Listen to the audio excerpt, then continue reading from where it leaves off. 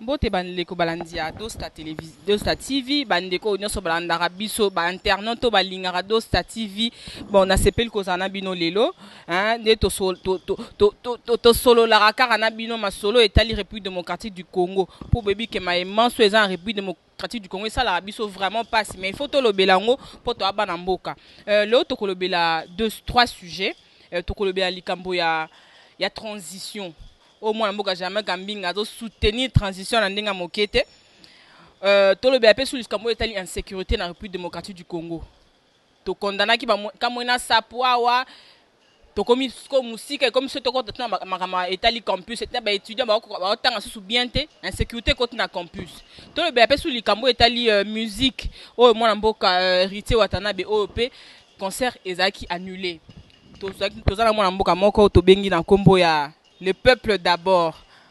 Bandeko ya Dosta TV balela effort. Hein? Mwana mboka boni. Na pesa mbote no bis molongia. Oui na CP la kozana yo toujours. Boni.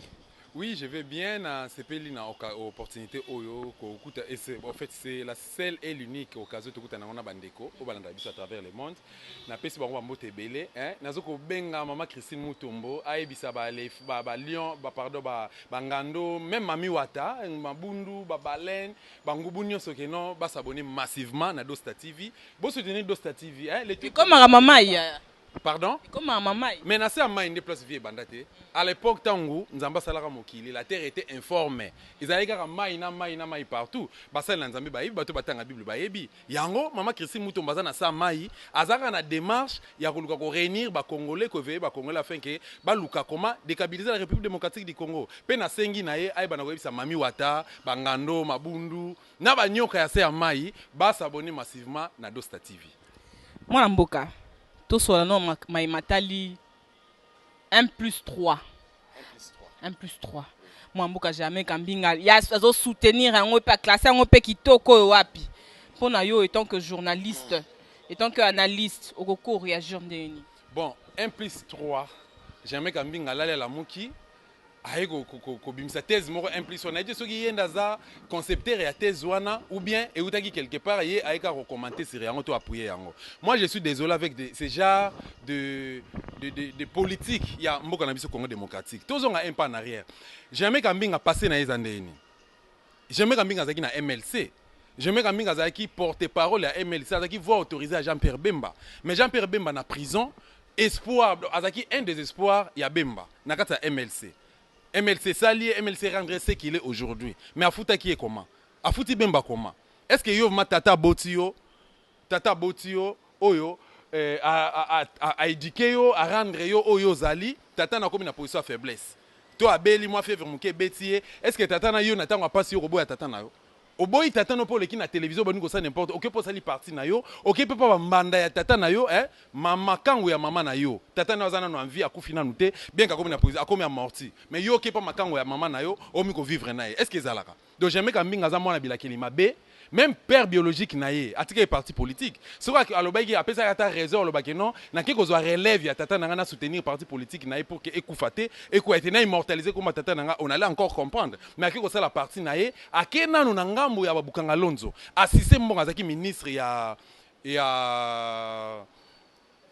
ministre ya industrie récemment awa aibi mbongo na ba industrie ya RDC jamais kambinga ye wana ekomi aomi ko tâtonner mambo ça les aides kambako le bezade aye na pas population souverain premier o apesaka mission apesaka mandat qui de parlement a défendra bango taza il est à Lukunga le leso est-ce qu'il y a bisanga mamba ya ebi Lukunga est-ce qu'il y a ebi malou mais on est opinion na ye j'arrive jamais Kambinga a déçu la population, a décevoir souverain primaire, a décevoir RDC, a décevoir même Bakoko ya RDC, même Simon Kimbangu, o Baromoko c'est la makamba professeur Lukuta, tchala mona kiti, papa Kimbangu sa salinze momo boye. Bako c'est là, Kimbangu makamo na professeur Lukuta, soit disant que Kabila ndazaki muto yo Kimbangu professeur. Est-ce que Kimbangu azali nzambe?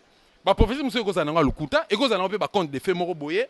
Tchala mona kiti kuna donc même Kimbangu place azali azo sepelate. Yesu masi azo sepelate. Bakoko na biso même na sa mai. Même na sa mai bangolo ba se pelaté pour na comportement kambinga lelo ce de le que nous to analyser na nous gouvernement 1+3 wana et ça pour na za président Joseph Kabila président. Les trois vice-présidents, banane.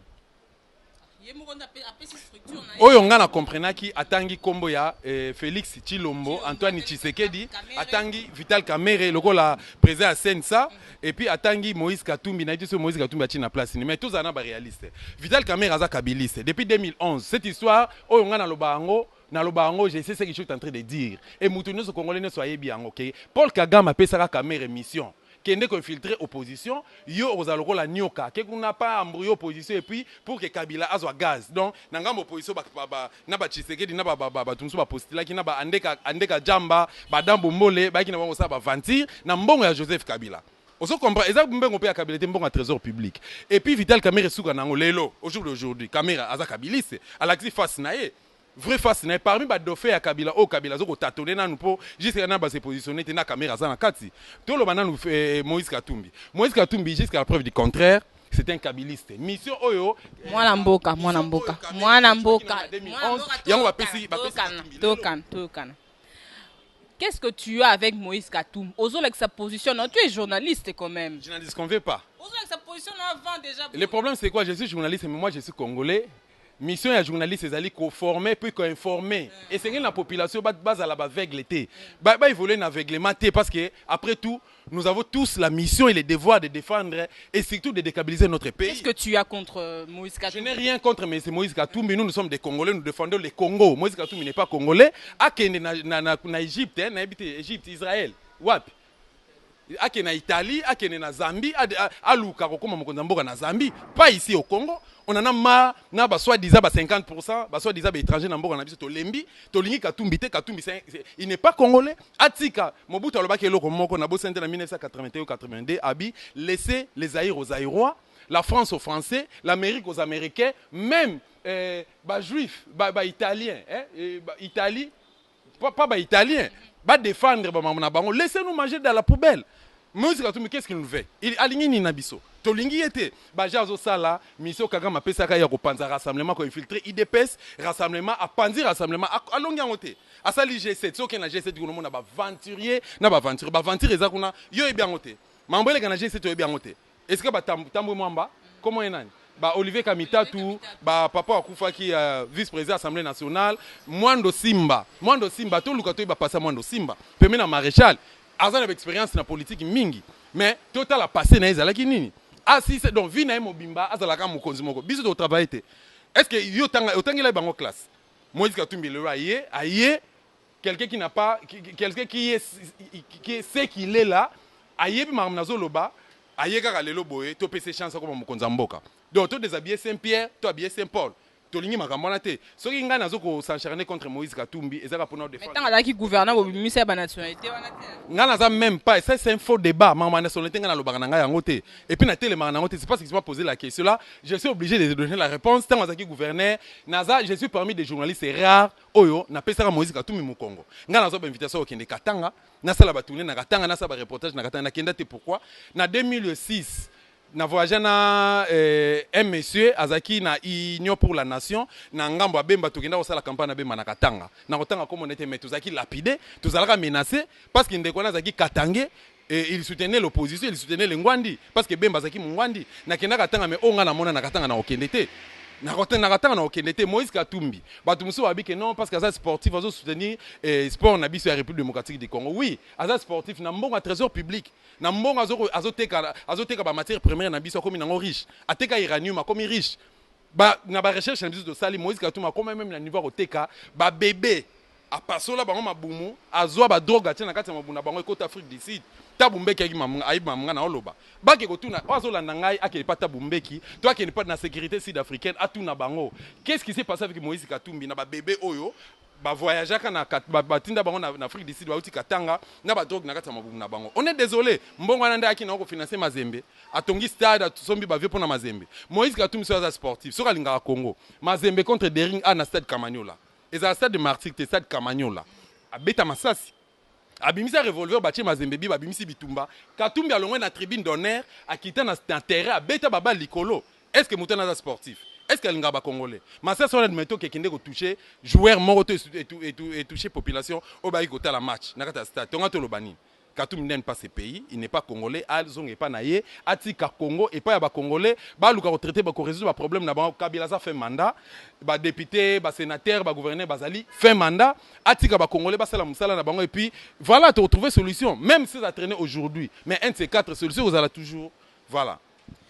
Moi Mboka, tout kotano matali insécurité Non, malgré que on est na tubi mbeli na makambo etali Moïse Katumbi avant to kota na makambo na likamba Germain Kambinga ya zo na situation du gouvernement nini schéma 1+3 au jour d'aujourd'hui un pas en arrière hier azaki ministre industrie so ok na maluku lelo komo na site touristique na kombo ya Petit Paradis mukolo site touristique wana un certain monsieur Lopez akufa na 1800 quelque chose akufa na ye atika bana na ye Georges Lopez na ndeko naza na Brazzaville aza conseiller na cabinet ya président Sassou Georges Lopez na l'autre na bosani prénom na bango so Lopez atika bana mibale eza bien ya famille Lopez jamais Kambinga na financement ya Banque mondiale ba détourna mbongo ya Banque mondiale ba adwa ba mbongo na trésor public ba piller ba industrie na biso Georges Lopez akufa jamais Kambinga lelo fois que kosenga pardon na tomba papa wana faut que kosenga pardon na tomba papa parce que moi nga na sala reportage et puis na assistant na procès sika papa na gagner procès gagner gouvernement jamais Kambinga tellement le que non yene ministre industrie baboto la papa na mabele na ye baboto la site wana pourquoi jamais Kambinga na mbongo ya zanango a se réconcilier na peuple congolais te a se réconcilier na bato ba votaka député te na 2011 a se réconcilier na famille Lopez te papa na moli moné lelo ezotepa tepa jamais Kambinga sisi makamane lelo azo le siko troublé est-ce que asenga bemba pardon asenga MLC pardon est-ce que habité kazokisa mité mabato na habité ceux qui carrière politique ne soka zo mona ndenge nini aloba d'une manière officielle qui est parti politique na kombo na otanga pété mais ali PPRD prime annonçant officiellement et aussi à biso le côté ce tolobi par exemple le Camboya troisième vice-président Félix Tshisekedi selon Germain Kambinga Félix Tshisekedi il faut à réfléchir à ça la politique au Tshisekedi à ça il a endormir population Félix Tshisekedi soit linga Congo akabonana Moïse Katumbi et puis amitia na place na ye akeruka mubake aluka baba mutanda afana na bango solo là asenga bango ne fisque conseil qu'est-ce qu'on peut faire ensemble pour que IDPS telema ezonga IDPS qu'est-ce qu'on peut faire ensemble pour que to mobiliser population to mettre fin na dictature na carte république démocratique du Congo au lieu to que na ba distraction oh non nous demandons mais c'est Kabila ce qui le 31 décembre organiser l'élection te to bengana na makas na voix moko informel to tiko yoka lisu parce que biso to lukaka to ba journaliste oyo ya bukanga lonzo te que non ba te na voix moko informel to apprendre que Félix Tshisekedi andimi transition à 2 ans na Joseph Kabila il ba PC primature Kabila tika la président parce que sous 2 ans est-ce que ce type là il aime ce pays on en a marre na ba comportement ba politicien na biso oyo baza na besoin ya ko déstabiliser Congo te baza na besoin de mettre fin na dictature na RDC donc Jean-Michel Kambinga je suis désolé avec toi désolé. Voilà. En temps, c'est à 2 ans, on a encore Etienne Tshisekedi, l'autre au monde, t'es mon amboka. Encore Etienne Tshisekedi, paix à son âme. Pour n'anga si ça dépendait que de moi. Loko la yé moka zaki na souci ya okunda papa na été. Loko la eza na sali boye simbité, na zongi boye simbité. To sa bana mikete, to sa la banalise. To so la kana yété. To so la peka na bato IDPS ni na bato rassemblement. Mais to so la na peuple congolais, to so la na ba occidentaux, to so la na bato yo baza na sa mai pour na ko ba vraie information, papa Tshisekedi. Corps à Maréchal Mobutu. Mobutu a couvert le 7 septembre 1997. Corps n'est en Rabat, jour Oyo, dictature ici la Namboka na biso. Régime sous corps ya Maréchal Mobutu ngai dosta na kosenga yango tokende kozwa na banzanga Mobutu na ba président Bemba tokende kozwa yango tokoya na RDC to sale mausolée na place ya Malamu to honorer ne fils ndeko yo a militaire asungi mboka na biso Congo parce que atiki biso ba souvenir rebelle de même corps Etienne Tshisekedi efanda na Rome na place eza na Belgique César na mort ya Sainte-Élisabeth na Bruxelles etika nango kuna ubie baluka place mo ba kazango un jour tokozwa yango to kundango na honneur to tia nzoto ya tata wana nesika kimia pour que makambo parce que boye ça ne va pas on en a marre. Moi mboka to so na makama matali insécurité. To lubaki awa kamwena sapu to ke mwanda semi les lois na campus na biso awa to ki que insécurité pas possible. Na campus na biso insécurité oui on en a marre na ba comportement oyo et là on a nazo attaquer nango za liboso les commandants suprêmes de la République démocratique du Congo c'est là où les bas blessent depuis 1997 afdel akotaka na mboka na biso ti lelo na este guerre esilaka te. Et à un moment donné ana Kinshasa oka oh babuki prison à Makala. Nobis, prison centrale à Makala, c'est la seule et l'unique prison centrale y a République démocratique du Congo. Et ça prison provinciale te. Mais oyebi dispositif ya sécurité za na prison ana. Mire à prison kozala ba 2 mètres, volume ya ba 2 mètres, mire à prison. Ce que prisonnier a s'évader. To prisonnier a bouka, portail on a beaucoup de ba pavé za 1 mètre. Portail wana 1 mètre et puis na yebiti so za blindé hein. Et alors, il y a facilité pour que Moutoua casse yango, accéder à la pavillon, à Boukipé, plus de 5 à 6 000 policiers, prisonniers, Bimaka Raboy. Or, les prisonniers Bimaki, Bazawapi. Na Boulou, na Katanga Kuna, na Beni, Toké na Bakongo na Kasangulu, parquet à Matete, parquet à Kalamu, les le commis, Zanda Mounene, paix à son âme, maman Mboyo Chantal, Toé Banaki vraiment, personnellement, et puis tout s'entraida qui. Maman, nzamba ya mamoli monayo soko eba ino likamute nzambe pe akotika te pe banjelu ba pembe na bazo yemba banjelu ya nzambe. Mais il y a un problème. Ba service ya renseignement ya RDC, est-ce que va sala musala na bango? Ndé question fallait tout se poser.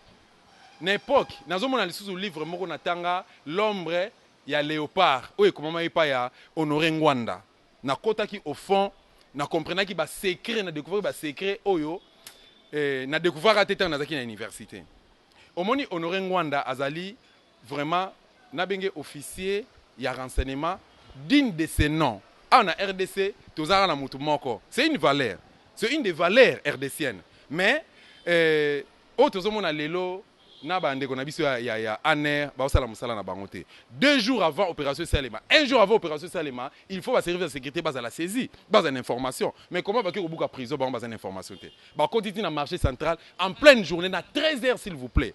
Baké basel opération tumba boma ba policier mabeza parce que pas na biso awa di bako boma 10 personnes bako buka immeuble aba ba hote ba buka ikaka guérit bo mutu mo comme tazokaki ba bomi plus de 16 à 17 policiers na kata marché jour wana le 15 wana. Non seulement ça ba bomi ba policier ba innocent pe ba kufaki ba nombre ya ba mort e ba misu bazana mama emo ba boaki ba corps na ba sundoli nombre ba blessé bazana ba hôpital ba misu bazana ba salle d'urgence na maman emoti lelo en dehors de ça maman na koufi maman na salini ceux qui maman na babomie parce que muta peut perdre pose muta peut perdre so babomie parce que muta peut perdre on est désolé mais seulement que on ne fait pas la fête lorsque ça brûle chez les voisins.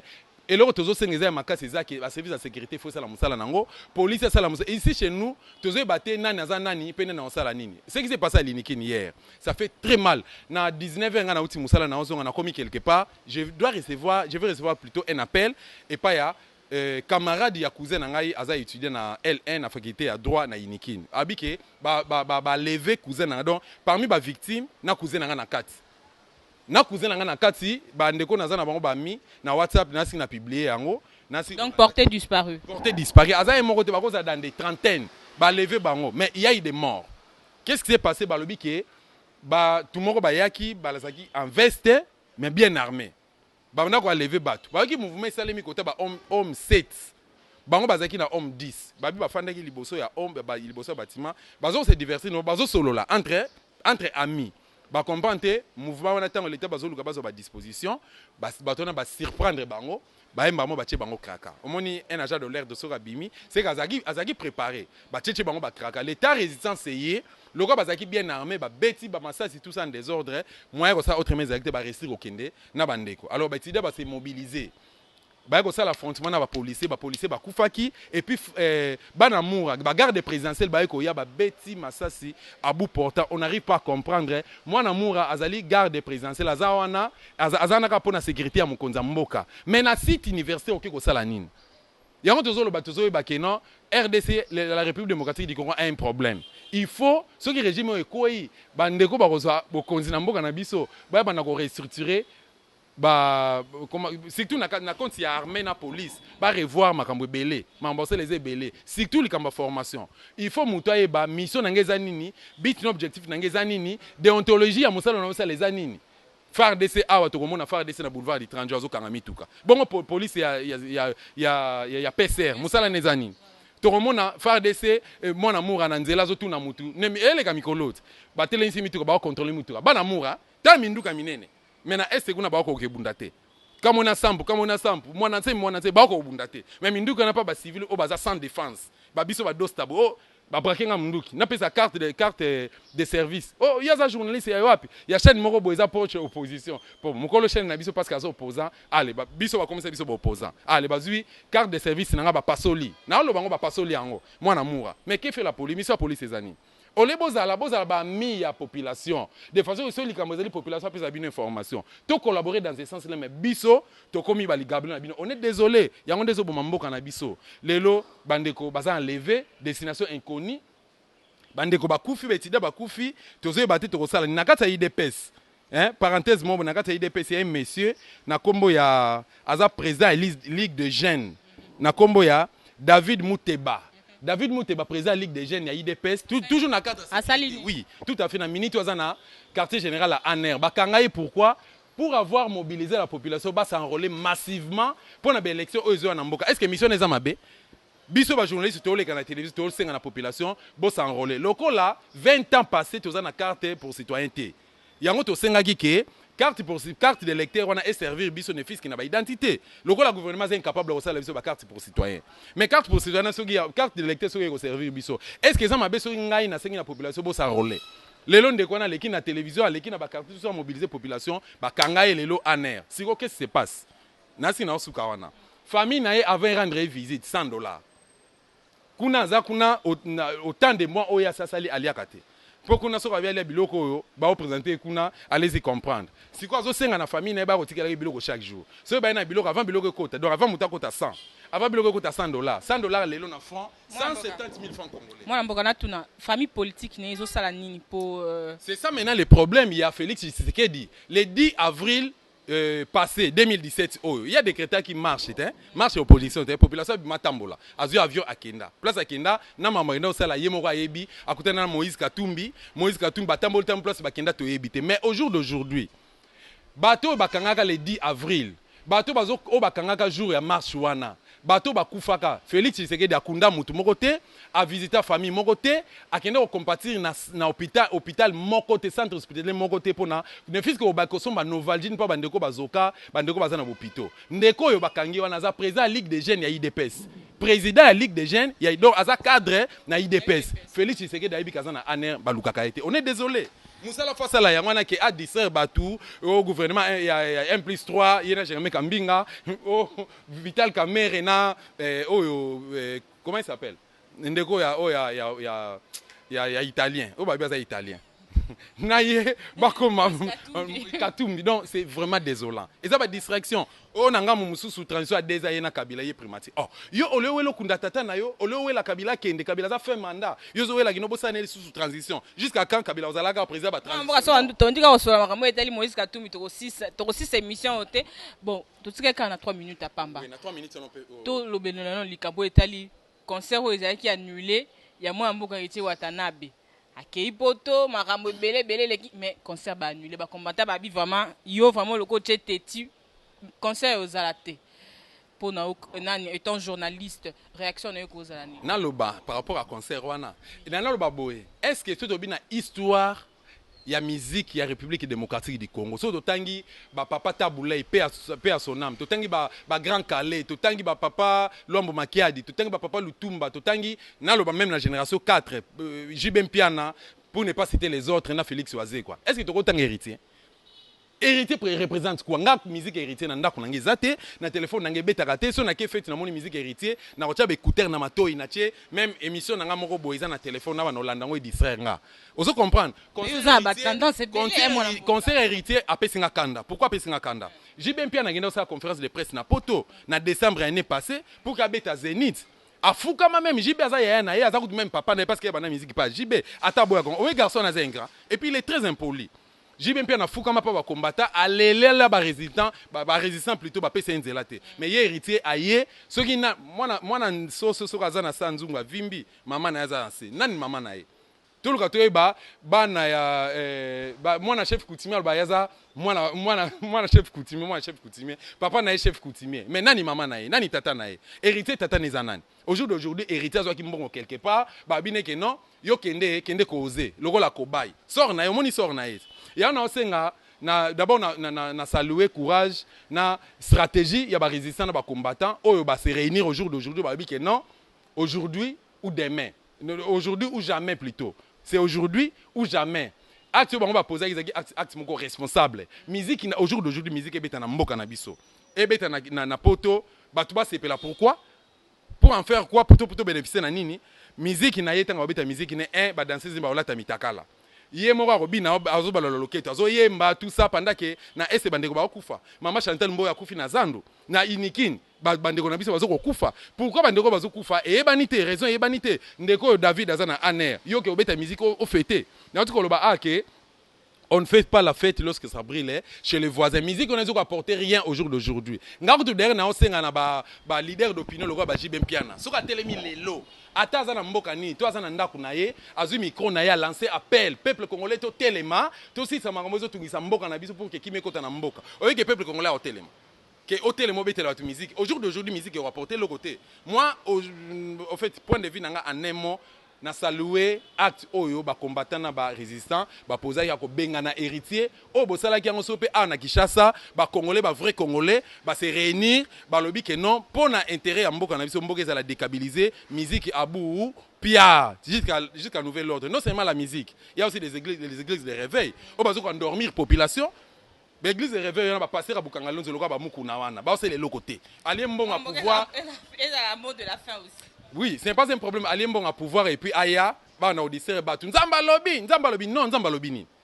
Église qui m'bangi c'est Nzamba lobini. Et pas sikate Nzamba lobini. Et pas denile c'est Nzamba lobini. Bah tu ko distraire biso. Ton luka biso to sangana, to ça va problème ça pour récupérer mboko na biso Congo. Na ransi na suki wana mambote ko ça bien. Deux personnes. Deux personnes seulement. Bana sa mai na piso no mbote belé vie H ba mbote na yo. Petit na ngai ma nièce Marie Lumasela. Et ça a un plaisir. Catherine Bamungwa, Blaise Bamungwa, 5 hein. Tokomi na suka ya interview na mwana mboka Dosta peuple d'abord tokomi na suka tokutani mbala sima na pesi ba onoso balandaka biso na Dosta télévision ba gros bisous et tokutani mbala sima ba s'abonner boya ebele bo s'abonner bo ça vraiment ebele bo soutenir mwana mboka Dosta TV bo soutenir le peuple d'abord donc bo soutenir yé vraiment ba boya ko s'abonner ebele na Dosta télévision pe na tiki bino tokutani mbala sima au revoir.